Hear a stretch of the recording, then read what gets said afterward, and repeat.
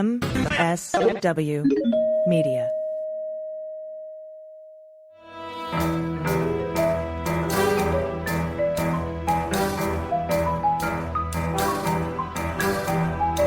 The rule of law is not just some lawyer's turn of phrase. It is the very foundation of our democracy. The essence of the rule of law is that like cases are treated alike. That there not be one rule for Democrats and another for Republicans, one rule for the powerful, another for the powerless, one rule for the rich and another for the poor, or different rules depending upon one's race or ethnicity. To serve as Attorney General at this critical time is a calling I am honored and eager to answer. So now it's clean up on aisle 45 time. And for a long while yet, it is going to be clean up on aisle 45. Hey, everybody. Welcome to episode 193 of Clean Up on Aisle 45. It's Wednesday, October 2nd, 2024. I'm Allison Gill. And I'm Pete Strzok. We have a lot to cover today, including the indictment of New York City Mayor Eric Adams, along with additional law enforcement activity against his top advisor, and the resignation of the New York City schools chancellor. I think the whole town is just everybody resigning. is indicted and resigned and running scared. Yeah, we also have more congressional shenanigans to discuss, including Jim Comer's investigation into Volodymyr Zelensky's visit to Pennsylvania, plus the imminent auction of Alex Jones's InfoWars and the permanent disbarment of one Rudy Giuliani in the District of Columbia. But first, we have new patrons to thank. Thank you so much to Joaquim, Debbie Lee, Matt Thole, Dennis Harity, Mike, Stop Fascism, Emily, and Jürgen Rabutska. Thank you so much for becoming patrons and supporting independent media. You make this show possible. You make everything we do possible. So we really appreciate you becoming patrons. You can become a patron too at patreon.com/aisle45pod, AISLE45POD. And Pete, I want to acknowledge we're recording this episode on September 30th, and this episode airs October 2nd. And that puts October 1st smack dab in the middle of no man's land, and it's set to be one of the biggest news days of the year. We have Jack Smith's response to Trump's weird discovery motion in D.C. that's due on October 1st. We have Trump's objections to Jack Smith's proposed redactions for the first half of his immunity brief that's due. And we may actually get the first half of the immunity brief unsealed because she put the Trump deadline at noon instead of end of day. Also, October 1st, the Georgia State Election Board bench trial starts in Fulton County. And of course, the night of October 1st is the Tim Walz J.D. Vance debate. So all that happens yesterday as you're listening to this, but tomorrow as we're recording it. So I get, just some quick predictions. Jack Smith will obliterate Trump's immunity discovery arguments. The first half of the immunity motion, I think, will be mostly unredacted, and it'll include new information in the form of summaries of witness testimony and evidence that we haven't seen. I think Walz will clean J.D. Vance's clock in the debate, even though CBS has refused to fact-check the candidates. And I think the Georgia State Election Board trial will probably get underway pretty quickly with some pretty persuasive opening statements from the plaintiffs, since we don't have to do a jury selection because it's a bench trial. We'll see how these predictions pan out on the bonus episode this weekend, and we'll cover the trial in detail on next week's episode of Clean Up on Aisle 45. All right, Pete, where should we start? Just as an aside, where I want to start is like every single time I think the mainstream media is like, well, they've let me down and they're kind of pathetic and there's not really anything else they can do to disappoint me. They do something to disappoint me. I mean, clearly we've seen from the Trump-Harris debate that there actually is a place for moderators to fact check egregious falsehoods. And if you're not going to fact check, and I'm not saying nickel dime everything, but if there is a massive whopper of a lie, that's your job. Otherwise, why the hell are you there? Why bother having any network anchor reporter? They're just going to look bad. They're going to walk around with the stain on their reputation for the rest of their lives, even though I'm sure it's the network making the call. But it goes to Tim Walz is not going to sit up there slinging lies as a matter of course. J.D. Vance, I'm willing to guarantee you, is. And so Walz then is faced with a choice about sitting there spending all his time talking about how J.D. Vance is a liar, or he can actually try and talk about what he and Harris and their administration will do in a message of hope and detail, and ignore all the lies. And therefore they kind of all get swept up and everybody's saying, oh, well, that must be true that, they're eating the cats and all these other bullshit things. So I'm aggravated. I'm frustrated. It's a BS move by CBS. And we talked ahead of the episode saying there's so much news, in fact, that we needed to not extemporaneously go off script. And that's exactly what I'm doing. But no, shame on totally you, CBS. Okay. Shame on you, CBS. I'm Shame pissed about it too. Like, why even bother having journalists if you're not going to fact check? Why not just have fucking Ryan Seacrest host the debate? Yeah. Like, what? And CNN, meanwhile, is sitting there. They're seeing one of their reporters, their correspondents with the Trump team, saying that, earlier today, that he is going to go with a bipartisan message of unity about the hurricane victims, saying this on live television a couple hours ago, literally hours after Trump tweeted that they have left America to drown in North Carolina, Georgia, Tennessee, Alabama, and elsewhere in the South. Under this administration, Americans always come last because we have leaders who have no idea how to lead. But then CNN correspondent can get there and say, oh, Trump is embracing a unity message. How? What universe are you living in? What universe are you living in? And then so CNN and CBS, ostensibly middle of the road mainstream media outlets, just dropping the ball. And I hope we don't pay a price for it. So anyway. Yeah, I'm sure we will. So that rant, let's go up to the ever enlarging dumpster fire that is the city of New York government. Why not go to the top with the Eric Adams indictment? And this is from the introduction. Again, federal indictment out of the Southern District of New York. This is not a Manhattan DA. This is the feds. This is big time. And this is from the introduction of the indictment. Eric Adams, the defendant, sought and accepted illegal campaign contributions in the form of nominee or straw contributions, meaning that the true contributors conveyed their money through nominal donors who falsely certified they were contributing their own money. By smuggling their contributions to Adams through U.S.-based straw donors, Adams's overseas contributors defeated federal laws that serve to prevent foreign influence on U.S. elections. Wealthy individuals evaded laws designed to limit their power over elected officials by restricting the amount any one person can donate to a candidate. And businesses circumvented New York City's ban on corporate contributions by funneling their donations through multiple employees, frustrating a law that seeks to reduce corporate power in politics. Adams increased his fundraising by accepting these concealed illegal donations, at the cost of giving his secret patrons the undue influence over him that the law tries to prevent. Yeah, and Pete, every time I've seen one of these straw donor indictments, the candidates never indicted because either they weren't aware of the donations or they weren't involved or because the prosecutors wouldn't have had enough evidence to prove it. And there were tons of entities and individuals indicted for making straw donations to the Trump campaign, for example.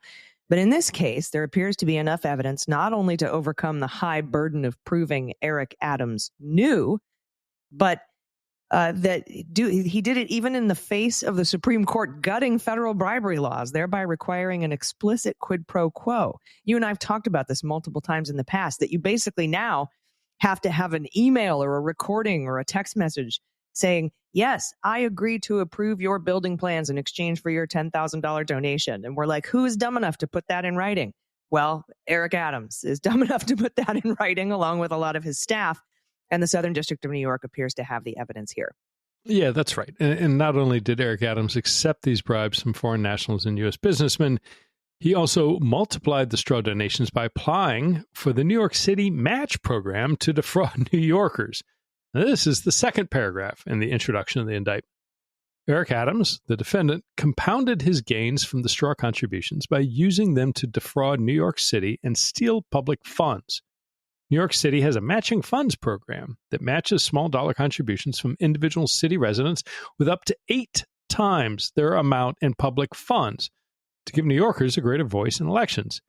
Adams's campaigns applied for matching funds based on known straw donations, fraudulently obtaining as much as $2,000 in public funds for each illegal contribution.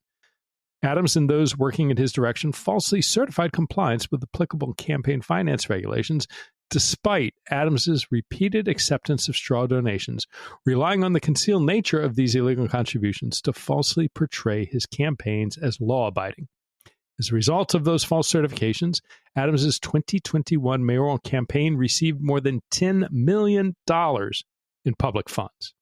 And again, $10 million in public funds from New Yorkers, the city of New York, those taxpaying citizens, that small subset, not the state of New York City residents and their taxes. And then the indictment talks about what Eric Adams did in return for the support. In September 2021, the Turkish official told Eric Adams, the defendant, that it was his turn to repay the Turkish official by pressuring the New York City Fire Department, or FDNY, to facilitate the opening of a new Turkish consular building, a 36-story skyscraper, without a fire inspection, in time for a high-profile visit by Turkey's president. At the time, the building would have failed an FDNY inspection. In exchange for free travel and other travel-related bribes in 2021 and 2022 arranged by the Turkish official, Adams did as instructed. Because of Adams's pressure on the FDNY official responsible for the FDNY's assessment of the skyscraper's fire safety was told that he would lose his job if he failed to acquiesce. And after Adams intervened, the skyscraper opened as requested by the Turkish official. Good Lord. There's also evidence, by the way, that Eric Adams and his surrogates obstructed this investigation. And this is from the indictment. Eric Adams, the defendant, and others working at his direction repeatedly took steps to shield his solicitation and acceptance of these benefits from public scrutiny. Adams did not disclose the travel benefits he had obtained in annual financial disclosures that he was required to file as a New York City employee. Sometimes Adams agreed to pay a nominal fee to create the appearance of having paid for travel that was in fact heavily discounted. Other times, Adams created and instructed others to create fake paper trails, falsely suggesting that he had paid or planned to pay for travel benefits that were actually free. And Adams deleted messages with others involved in his misconduct, including, in one instance, assuring a co-conspirator in writing that he, quote, always deleted her messages. So I'm going to send you a message saying I always delete our messages, but not delete that one message. It's you got to be sharp if you're going to collude. Yeah. And then the indictment goes through all the luxury travel starting in 2015 that Eric Adams took that was paid for by his Turkish counterparts. And there was some back and forth, too, in text messages with the airline official who was like, you want me to put this down for $50? And he's like, no, come on. You got to make it honey, like 1,000, so it looks realistic, even though it's worth like $15,000. Right. Because all eyes are on the mayor right now. That's right. They actually said that the mayor's under a lot of scrutiny right now. All eyes are on him. So make it look good. God. Yeah. And this, and it wasn't just overseas. There was the quid pro quo with a U.S. businessman. Eric Adams solicited a $10,000 donation from him in exchange for access. And when the businessman went to write him a $10,000 corporate check, an Adams employee told him to have his associates make multiple smaller donations and then reimburse him, which they did. Then Adams used the smaller donations to apply for matching funds from the city, which he received. And then came the payoff. This going to the indictment. After Adams was elected mayor, businessman 4 sought to benefit from the influence with Adams that the Adams employees assured businessman 4 would result from the straw contributions. Among other things, businessman 4 sought assistance from Adams and the Adams employees with arranging events celebrating the national heritage of businessman 4's ethnic community. And Adams and the Adams employees worked with businessman 4 to arrange such events with city sponsorship. Businessman 4 also sought and received assistance resolving issues with the New York City Department of Buildings, or DOB, including from Adams himself. On February 5th, 2023, Businessman 4 sent a text message to Adams saying, among other things, I always supported you. But the Businessman 4 was, quote, having a hard time with DOB to get a stop work order lifted, and that although Adams' staff had assisted, we reached a certain limit that only you can lift. Adams responded, let me look into this. Approximately a week and a half later, Businessman 4 replied to Adams, quote, Mayor, brother, I want to thank you for your help. DOB issue partially resolved, and they promised to expedite the process. Thank you. You have my continued support, unquote. Oh, goodness. So, yeah, these are the explicit kind of messages that are now required to pursue bribery charges federally. And this is a federal indictment. So this is all there, and it's all in the indictment.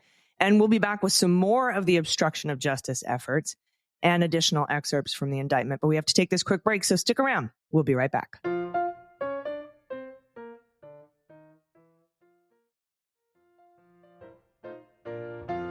Hey, welcome back. We have more new patrons to thank, including Linda Hartman, Jacqueline Griggs, Barton Wright, T. Franklin McCrary, Ellen Ivans, Steph F., Robert Farr, Just Askin in LA. Thank all of you so much for your support. Really appreciate it.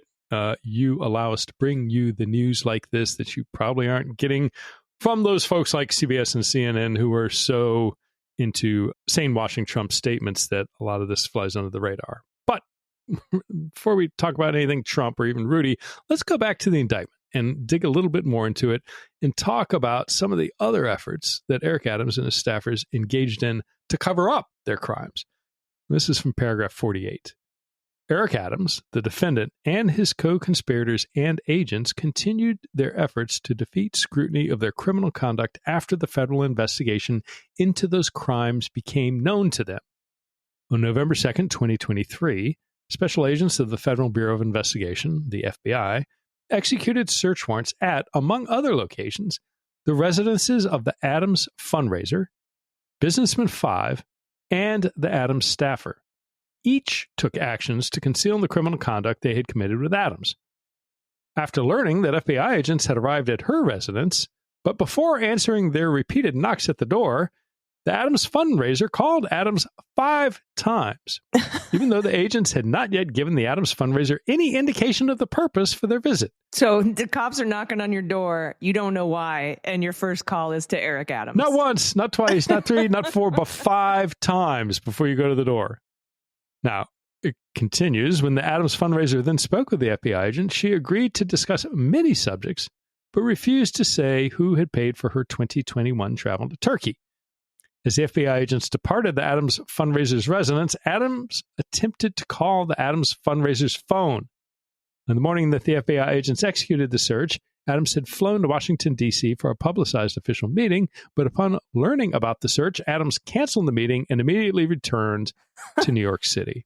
I wonder if, the cops are all sitting there in their car driving back to FBI headquarters. They have all of her phones, and one of them just starts ringing, and it's Eric Adams. Yeah, and you wonder about, what's he saved as? What's his name in her address book? Yeah, what is it?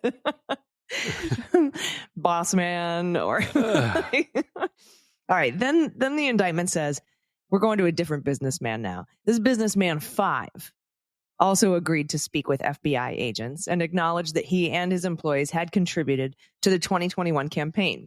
Businessman 5 further acknowledged that he had spoken with a Turkish official about his construction company's fundraiser for the 2021 campaign. But Businessman 5 lied in order to conceal the straw donations he orchestrated, falsely denying that he caused his construction company to reimburse his employees for their contributions, and that he knew why the company had issued identical checks to 10 employees for the amount of their contributions shortly before the fundraiser. And this leads me to believe Businessman 5 is cooperating, and we might see another filing of information on him or a plea deal at some point. And same goes with another Eric Adams staffer, because the indictment goes on to say, the Adams staffer also agreed to speak with the FBI agents and falsely denied the criminal conduct of herself and Adams, among others. At one point, during her voluntary interview, the Adams staffer excused herself to a bathroom and, while there, deleted the encrypted messaging applications she had used to communicate with Adams, the promoter, the Turkish official, the airline manager, and others. So she didn't just delete text messages, she deleted the whole damn app, but they still got the messages. Yeah, unbelievable, right? I just it goes on to say, on November 6, 2023, FBI agents executed a search warrant for the electronic devices used by Eric Adams, the defendant. Although Adams was carrying several electronic devices, including 2 cell phones, he was not carrying his personal cell phone, which is the device he used to communicate about the conduct described in this indictment. When Adams produced his personal cell phone the next day in response to a subpoena, it was locked, such that the device required a password to open. Adams claimed that after he learned about the investigation into his conduct, he changed the password on November 5th, 2024, and increased the complexity of his password from 4 digits to 6. Adams had done this, he claimed, to prevent members of his staff from inadvertently or intentionally deleting the contents of his phone because, according to Adams, he wished to preserve the contents of his phone due to the investigation. But Adams further claimed he'd forgotten the password he had just set, and thus was unable to provide the FBI with a password that would unlock the phone. And even though the indictment, I think the indictment says here, he changed the password on November 5th, November 5th, 2024. I think they mean November 5th, 2023. Just saying. Yes, and then there's right. even more on obstruction here. They say on June 13th, 2024. So, that's just a few months ago. FBI agents interviewed Businessman 4 and the 4 employees of his company through whom Businessman 4 had made straw donations to the 2021 campaign. So this is different from Businessman 5, who did the same thing.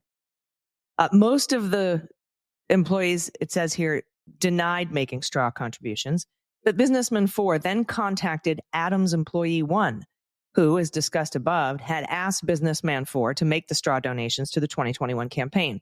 Later that day, Adams employee 1 visited Businessman 4 at his company's offices. And then Adams employee 1 stated he had just met with Adams at City Hall.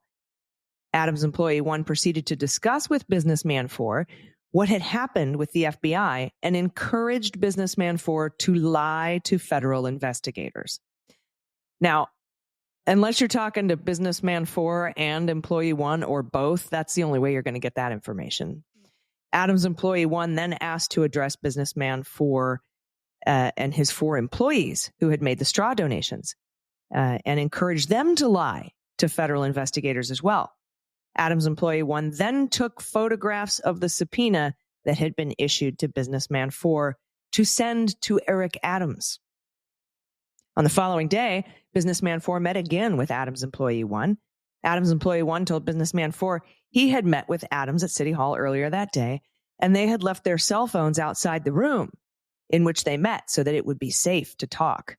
Adams employee 1 explained to Businessman 4 that although Adams was upset that law enforcement had approached Businessman 4, Adams believed that Businessman 4 would not cooperate with law enforcement. So there's nothing in here in this indictment. There's a few things that aren't in here. First, that NYPD possible tipping off the fundraiser with that welfare check they performed the night before the raid on her home. And you believe me, I was looking for it. But also, there's no obstruction of justice charges in here, which seems like you might have a pretty solid case for a conspiracy to obstruct justice.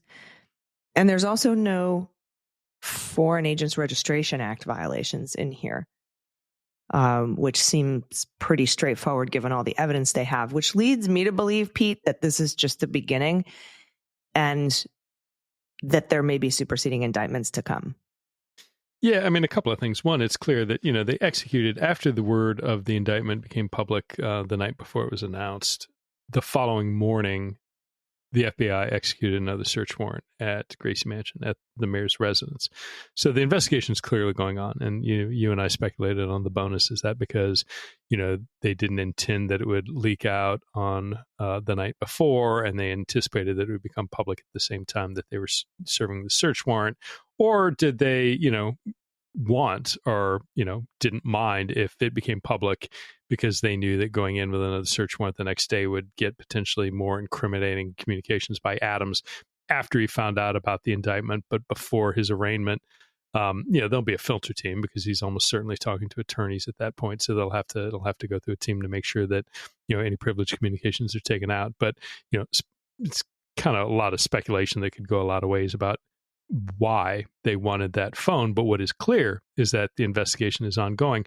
And when it comes to, FARA, it's, the Foreign Agents Registration Act is designed when you are representing a country's interest before Congress or the federal government. And it's not clear to me whether or not this directly would implicate what Adams was doing, because he was intervening with New York City officials and entities. He wasn't going and asking the Department of Defense to do something, or the Department of State to do something, or the Senate Foreign Relations Committee to do something.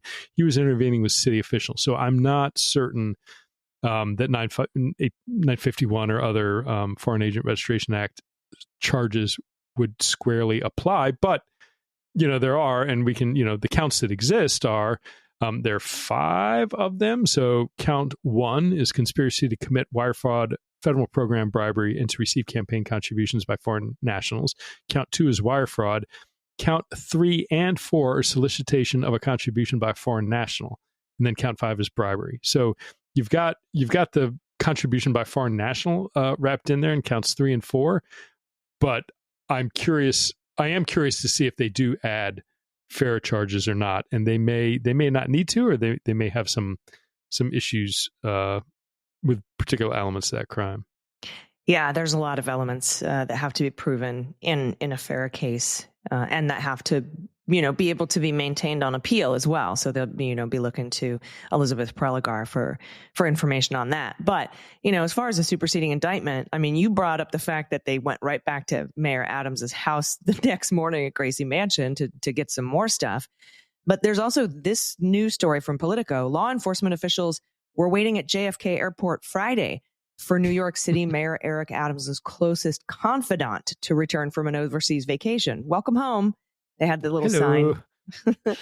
They seized her phone and simultaneously raided her Brooklyn home, a dramatic episode that escalated their investigations into the mayor's innermost circle on the same day he was arraigned. This is right after his arraignment.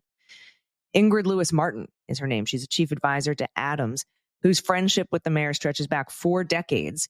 She was served a subpoena by federal agents in the Southern District of New York. Her lawyer, Arthur Adala, said this to Politico.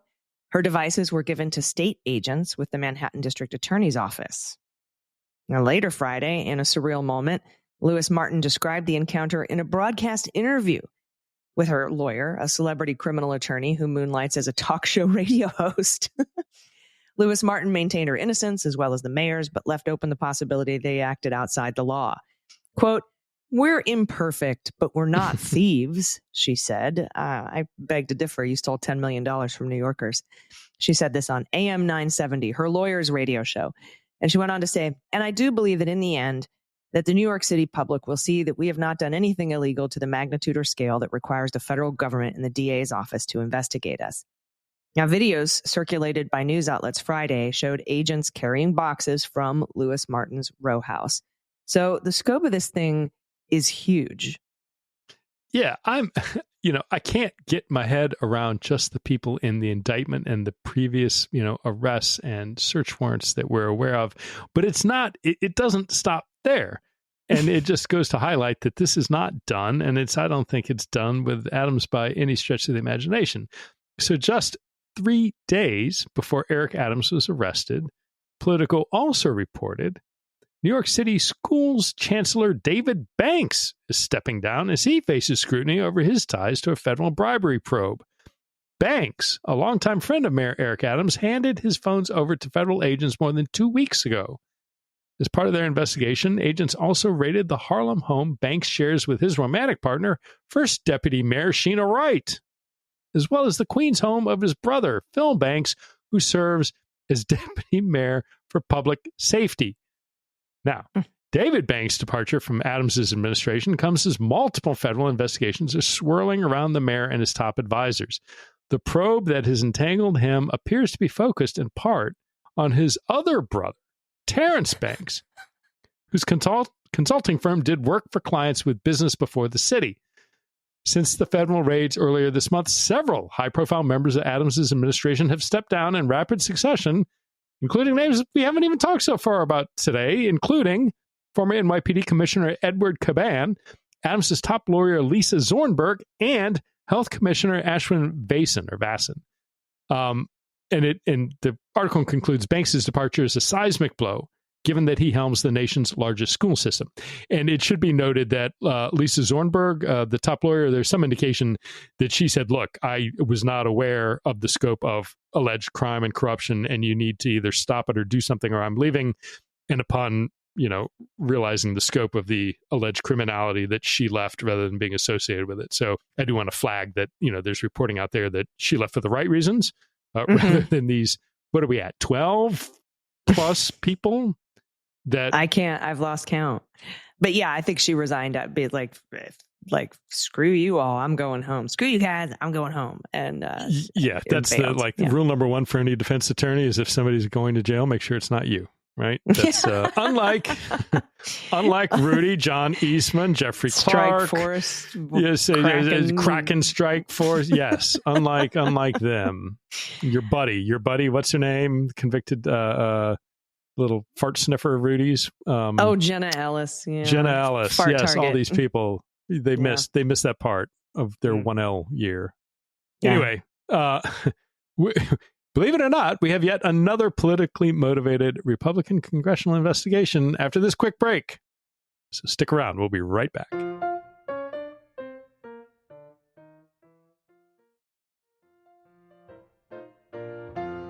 All right, everybody, welcome back. Pete, you mentioned before the break that Republicans in the House have opened yet another frivolous investigation into Democrats, and I want to talk about that. But first, we have a few more new patrons to thank, including Andrea Jones. I joined for Pete's cussing. Oh, yes. Ups jumped the jiggy with plump, dump, and giggy. Okay, cool. Nancy Van Susteren? Really? The real one? N. Fulmer, Trump for Prison 2024, Molly Dunn, and Gina B. So thank you very much. All right, this reporting comes from Politico too. 9 House Republicans are demanding information on a U.S. taxpayer U.S. taxpayer funds spent on security and support for Ukrainian President Volodymyr Zelensky's visit to an ammunition factory in Pennsylvania over the weekend. And it clearly irked these 9 Republicans that the visit seemed to benefit Democrats in a swing state. Quote, if taxpayer dollars were used to facilitate this visit in any way that may violate federal laws or ethical guidelines, it is essential that Congress and the public receive a full accounting of those expenditures and the motivations behind the visit. That's what the lawmakers wrote, led by Rep. Lance Gooden, a Republican from Texas, in a letter that was released Tuesday. Zelensky, who attended the United Nations General Assembly in New York this past week and is due to visit Capitol Hill. He did this past Thursday. He made the Sunday visit to the factory in Scranton, Pennsylvania, thanks to thank the workers there who they're producing one of the most critically needed munitions for his country's war with Russia.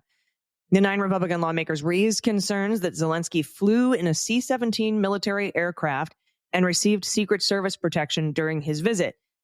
But foreign leaders routinely fly in U.S. military aircraft while traveling within the United States, and they certainly get Secret Service protection. They directed their request for information, by the way, to the Inspectors General of the Defense and Justice Departments.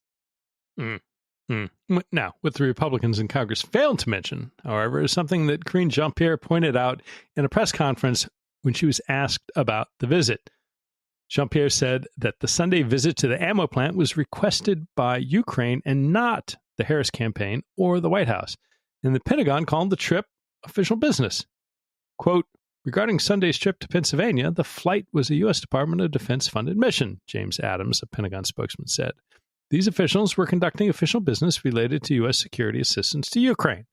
Then Jean-Pierre added that Sunday was also not the first time that Zelensky had met with a partisan group of elected officials since the war began. In July, Zelensky traveled to Utah to speak to a bipartisan group of governors with the National Governors Association. While there, Zelensky met with Utah's governor, a Republican, and the state's congressional delegation, all Republicans. Other House Republicans have echoed Johnson's call, with 9 signing on to a letter requesting a Department of Justice investigation.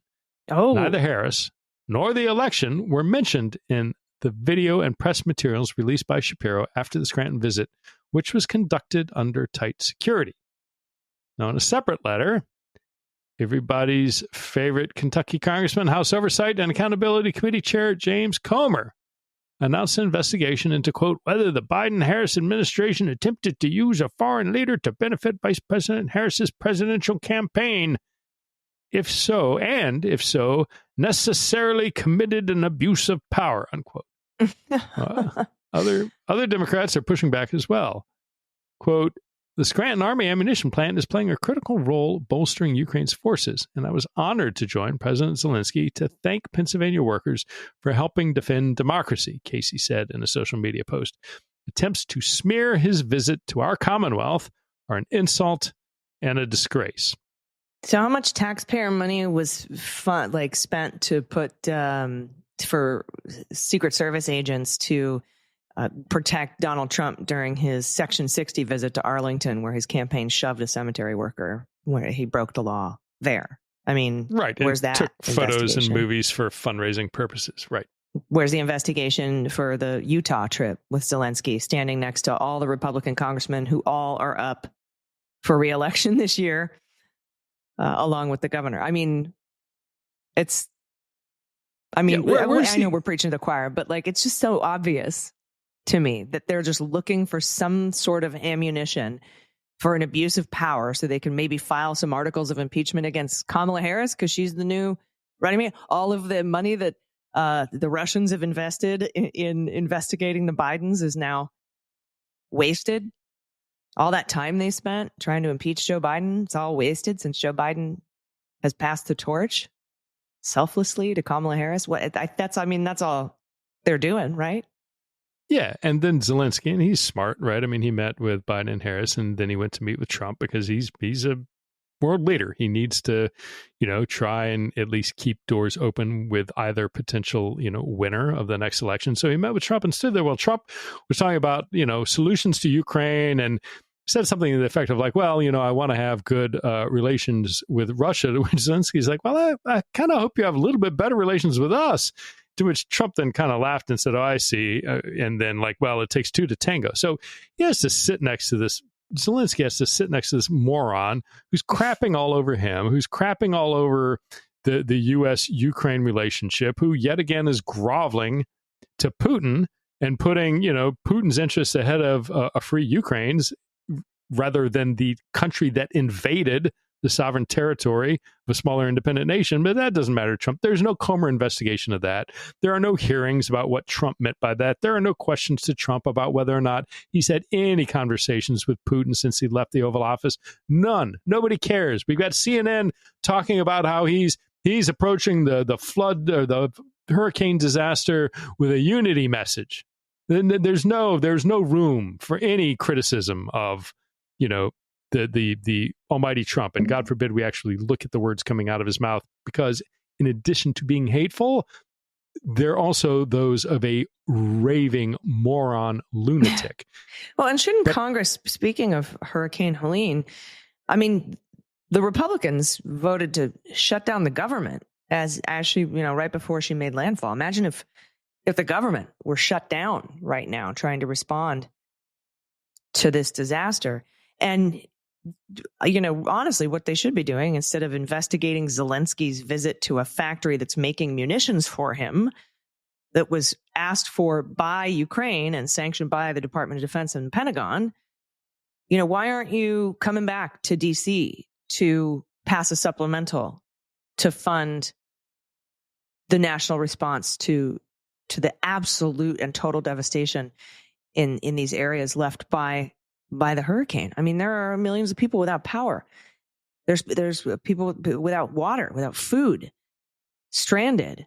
And of course, Trump wants to make a visit and politicize this. And all the people on the right wing, where's Kamala and Biden? Why aren't they visiting? Because it's a very fucking selfish and dumb idea to visit a disaster area in the first couple of days when all of the resources, including local law enforcement and first responders, should be dedicated to helping the locals, rescuing people, getting water turned back on, getting electricity turned back on, not protecting Donald Trump and setting up perimeters and shutting down the only roads in and out for his motorcade.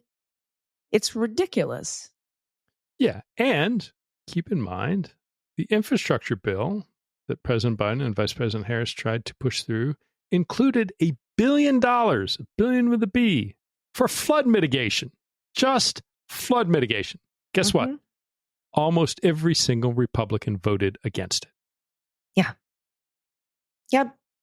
So Biden is considering calling everybody back to Congress, not to continue their investigation into Volodymyr Zelensky's visit to a munitions factory in Scranton, but to get them to pass this supplemental spending package for disaster relief. So let's see how many of them vote against it.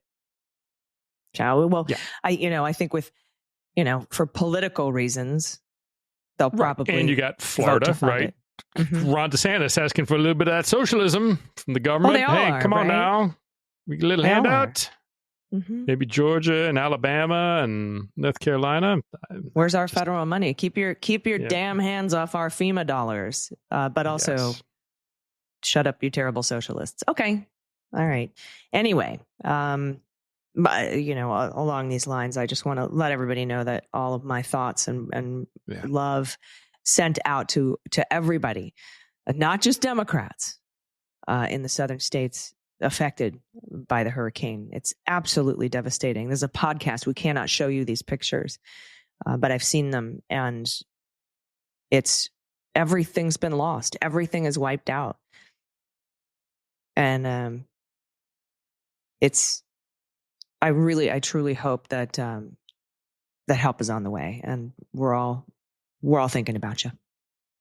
Yeah, and look, President Biden has spoken to the governor of North Carolina and Georgia. He authorized the use of national assets in FEMA declaring it a disaster, and they are on the ground. The National Guard is engaged and is using ground forces and helicopters. But the fact is, like Asheville, at least as of this morning, there are no overland routes that are open to get to Asheville. You cannot drive there.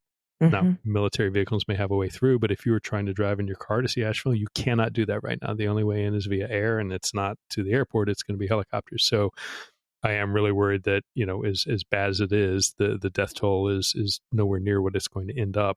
Not because future deaths are going to occur, although they may well, but simply we don't yet know the scale and scope of that damage. So, help is on the way. The National Guard is there. FEMA is there. The federal government is responding, but, just a terrible, terrible tragedy. And like you said, terrible for everybody, not just those in one party or the other, which is what, anyway, it just aggravates me when Trump is headed there. And we'll see if senators like Ted Cruz voting against Sandy. Yeah.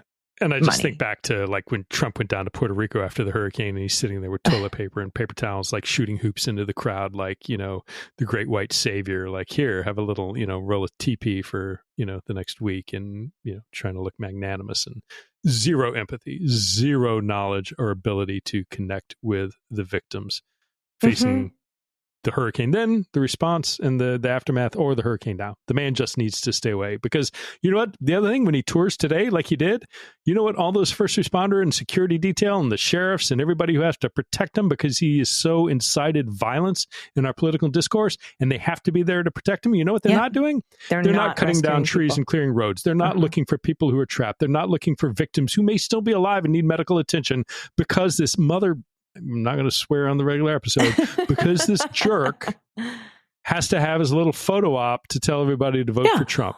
Well, it's not like he went to Arlington Section 60 because he cared about the war dead there. That was a photo op. It was a political opportunity. That's all this is. It's selfishness. It's selfishness. Yeah. And Joe Biden said today, I'm not going to go into these areas devastated by this. I don't want to suck up all the resources in the area just to maintain and protect my visit. I'll go when it's appropriate. But right now I am in DC, sending money, sending troops, sending support, sending FEMA. And Kamala Harris has cut some, her campaign. She stopped. She had several other campaign stops planned. She stopped. She's returned to DC to do this, to help respond. So anyway, all of our thoughts and prayers, if you're into that, we're sending them your way. Everybody there, everybody affected by this devastating storm. All right, everybody, we'll be right back. We have some updates on Alex Jones and Rudy Giuliani, but we have to take a quick break. So stick around. We'll be right back.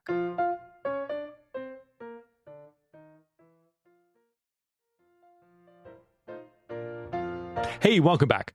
Our last group of new patrons to thank this week includes Marsha Reynolds, Carol Morgan, Otto Neal, OG Kristen, Kirsten, thanks for what you do, and everyone listening just lost the game. Damn it. We just lost the game. All right. All right. It's a good week. Any week where we can end with Rudy is a good week. But first, before we do that, let's jump into some reporting from the Rolling Stone. Conspiracy theorist Alex Jones is poised to bid goodbye to his InfoWars empire after a federal bankruptcy judge ruled Tuesday that assets of his media company can be auctioned off to help pay the $1.5 billion in damages he owes to the families of Sandy Hook victims. InfoWars website, social media accounts, broadcasting equipment, and product trademarks owned by Free Speech Systems, InfoWars' parent company, will all be up for grabs in mid-November, the New York Times reported. Attorney Chris Matai of Koskoff and Beater PC, who represents some of the victims' families, called the decision a significant step forward. He added, FSS, or Free Speech Systems, InfoWars' parent company, FSS will now be sold at auction, meaning Alex Jones will no longer own or control the company he built. This brings the families closer to their goal of holding him accountable for the harm he has caused. So do you think RT or Sputnik are going to buy it? I don't know. I wonder, I'm thinking back to when My Pillow guy, Mike Lindell, had his fire sale, and there was an online auction, and there were everything from industrial equipment to boxes to cubicles, plastic bags. Most gross, there were 3 different massage tables. Yeah, no. Why'd you tell me that today? I'm just yes. So hopefully, I'm kind of thinking we should log on and see what's getting auctioned off, and we can it's for a good cause. For a good cause. The money's going. Remember when Donald Trump was trying to hide his assets from the Tish James thing? So he created because there was a Barbara Jones who was the special master who had to watch all the money during that fraud trial. So Donald Trump created the very sneaky Trump Organization 2.0 to move assets to. No, so I'm wondering if we'll see InfoWars 2.0 or if RT or Sputnik are going to, or Star One are going to buy this. That'll be interesting to keep an eye out on. But they'd have to do it through straw buyers, right? Because and this, I think, correct me if I'm wrong, I think the auction doesn't go to Alex Jones. I'm curious to see how this auction is set up and whether it's the auction proceeds go directly to the victims or whether it goes back into the Alex Jones entity to then turn over. But if it's going straight to the victims, hey, RT wants to pay for it, They deserve far more than they're ever going to get out of this settlement, unfortunately. I'm not sure they're allowed. If they're at the auction, we should just be there to drive the price up. All right. A little background, by the way, if you haven't been following the Alex Jones story. After the 2012 massacre at Sandy Hook, in which 20 children and 6 administrators were murdered, Jones repeatedly and falsely claimed the shooting was a hoax and that the murdered children and the families were crisis actors. In 2018, 6 years later, Jones was sued for defamation by relatives of 10 victims and was ordered to pay $1.5 billion in damages in Connecticut and Texas. Family members and law enforcement officials have testified to the onslaught of harassment they experienced from Jones's InfoWars viewers.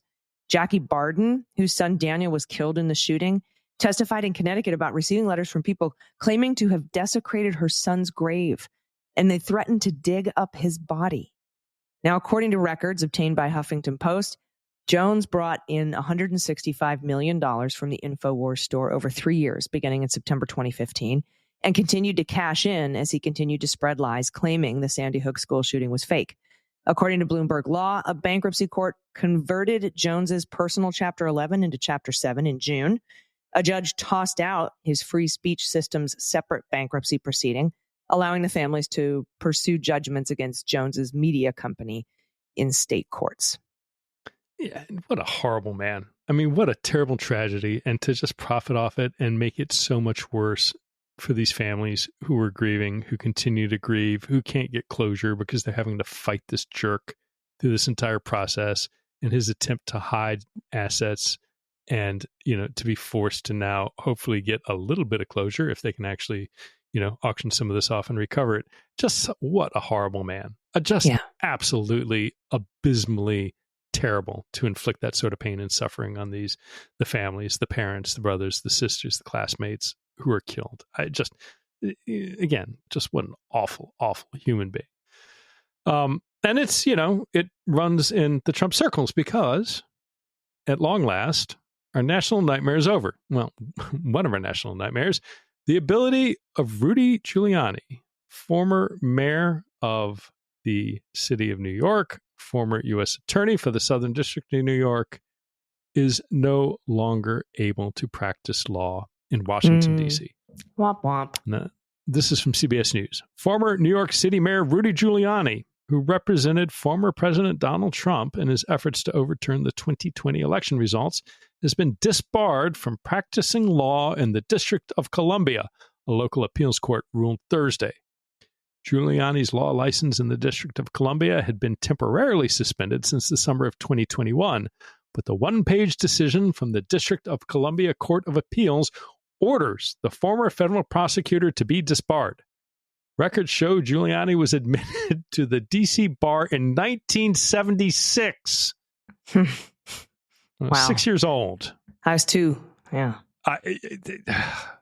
The appeals court ruled that Giuliani should be disbarred in D.C. because he had been disbarred in New York in July, citing rules of reciprocity between the two jurisdictions.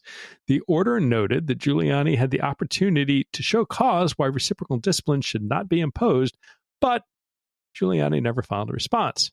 Giuliani has also been the focus of a separate disbarment proceeding in Washington. In that case, the D.C. Board of Professional Responsibility recommended in May that Giuliani lose his license for good over his efforts to reverse the election results in Pennsylvania and claims made in a federal lawsuit that elections boards there were engaged in a scheme to rig the election against Trump. President Biden won the state of Pennsylvania by more than 80,000 votes. Quote, disbarment is the only sanction that will protect the public, the courts, and the integrity of the legal profession, and deter other lawyers from launching similarly baseless claims in the pursuit of such wide-ranging yet completely unjustified relief, the board wrote in its report. So this isn't actually a decision on that huge recommendation for disbarment to the D.C. Court of Appeals. This is just the D.C. Court of Appeals saying, hey, you were disbarred in New York, and rules of reciprocity in between the two jurisdictions mean you have to be disbarred here too.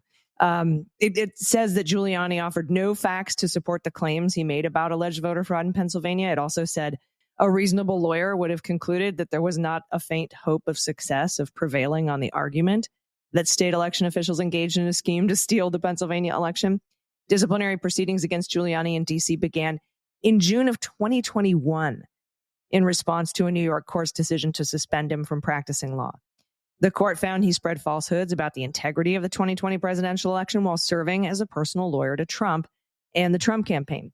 The New York Appeals Court said at the same time there was, quote, uncontroverted evidence that Rudy spread, quote, demonstrably false and misleading statements to courts, lawmakers, and the public during his efforts to overturn the results.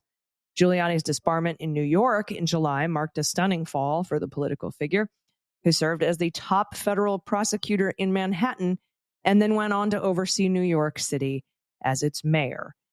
Well, New York City mayors don't have the best reputation these days. Yeah. Giuliani was dubbed America's mayor following the 9/11 attacks and mounted a successful bid for the Republican presidential nomination, unsuccessful bid, I should say, for presidential nomination in 2008. He was the U.S. attorney in the Southern District of New York. Mm-hmm. Yeah, and he was stunning. Mr. Tough on Crime with perp rocks and zero tolerance. And you go after the guy with, littering on the street because you go after all crime and it's, going to clean up the entire environment. No tolerance policy. And yet now disbarred from at least the second New York, D.C.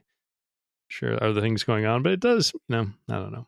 Disbarment moves so slowly that I'm curious. And hopeful. There are so many lawyers. We should go, in addition to like my hope to get together like the entire list of all the people charged in federal and state courts relating to Trump's crime, to also look at the attorneys who have and haven't been disciplined. Because there's some people like Joe DeGenova and Victoria Tonsig. Whatever happened to them? They fell off the face of the earth, which, most good attorneys, if you're facing trouble, telling their client, shut the hell up and don't say a word. And they've kind of taken that to heart. Maybe they're cooperating. I doubt it. But there are a lot of folks who are out there who I'm willing to bet we see again if, in about a month. But, yeah.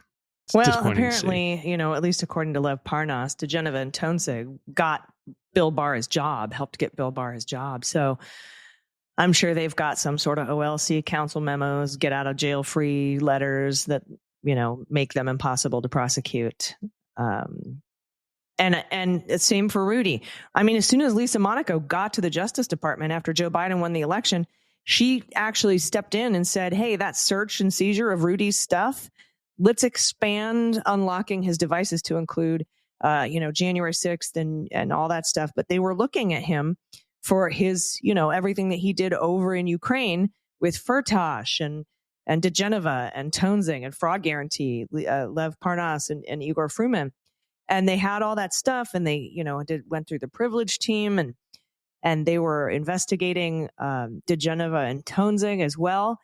But they might have run into a wall. They eventually put out a statement saying that they weren't going to bring charges against Rudy for any of that, the stuff in Ukraine.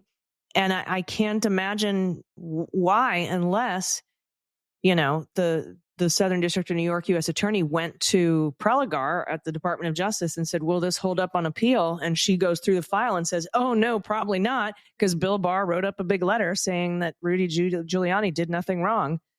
And same with DeGenova and Tonsig, and probably for a great deal of members of his administration. We know he did it for Trump in the Mueller obstruction charges, right? Him and O'Callaghan, the paydag, wrote up this Office of Legal Counsel memo saying, even if Trump weren't the sitting president, we still do not think that these things that Mueller found meet the elements of obstruction of justice. And here's why, blah, blah, blah, blah, blah. And with that letter, if Merrick Garland had gone to try to charge Donald Trump with obstruction of justice in the Mueller investigation, Donald Trump, all he had to do was show up to court with this letter from the Department of Justice saying he's not prosecutable for obstruction of justice, and the case would have been dismissed. So I'm imagining there's a lot of this exists for some of these other characters, Rudy Giuliani with Ukraine, Tonsig, DeGenova, et cetera. So I think that, that's probably a lot of the reason we haven't seen indictments for these clear legal violations and crimes committed by a lot of the people in the Trump administration and the Barr DOJ. Yeah. And I think, too, what's interesting is I just picked up Aaron Zebley, Jim Quarles, and Andrew Goldstein, three of Mueller's principal attorneys. And Andrew did the obstruction stuff.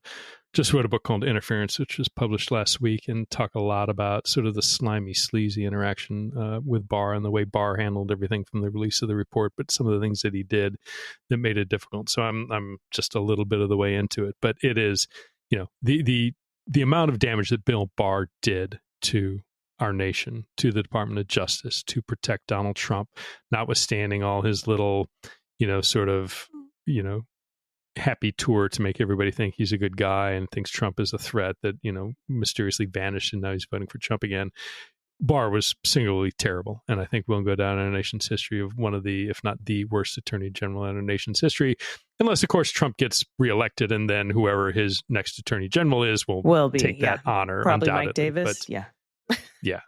or John Ratcliffe. I mean, there was some article in Politico somewhere, I think today, that was going through, various names. But yeah, Mike Davis, John Ratcliffe, just a parade of horribles. Mm-hmm. Parade of horribles. Not just for the Supreme Court hypothetical arguments anymore, but actually a second Trump term. My friend, thank you so much for for doing this show with me. And then thanks to all of our new patrons and our existing patrons for making it possible. And thanks to everybody else who's listening. Just listening to this show really, really helps make a difference. It helps push us up in the charts, especially when you subscribe for free.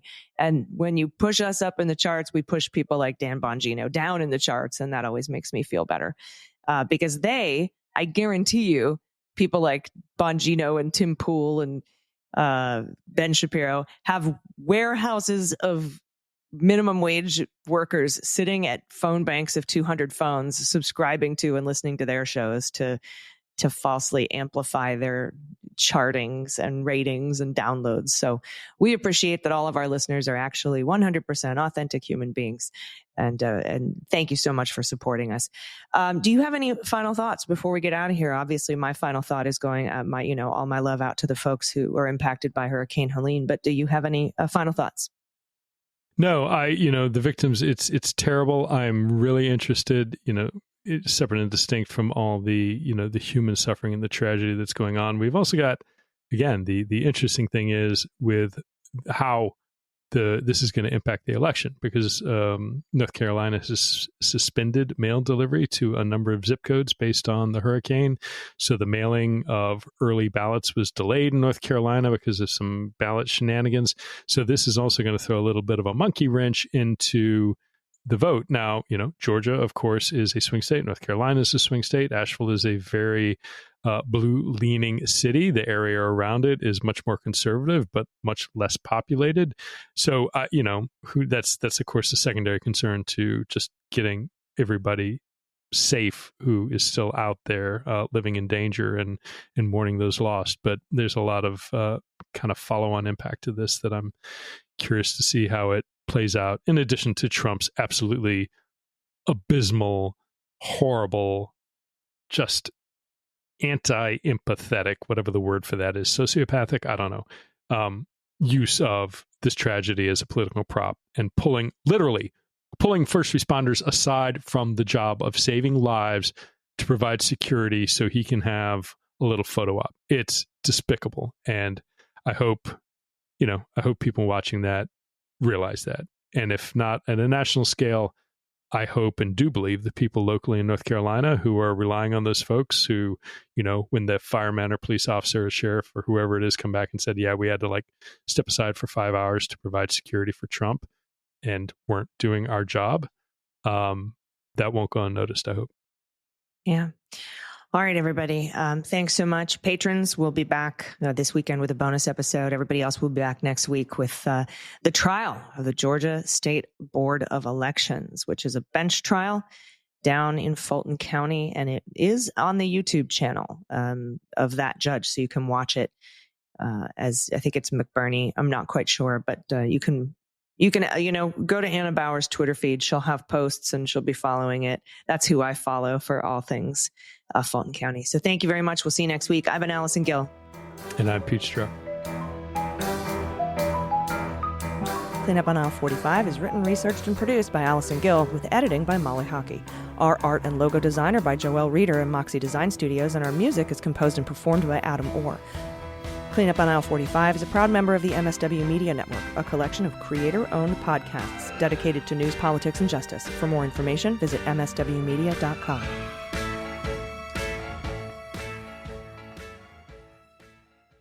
MSW Media.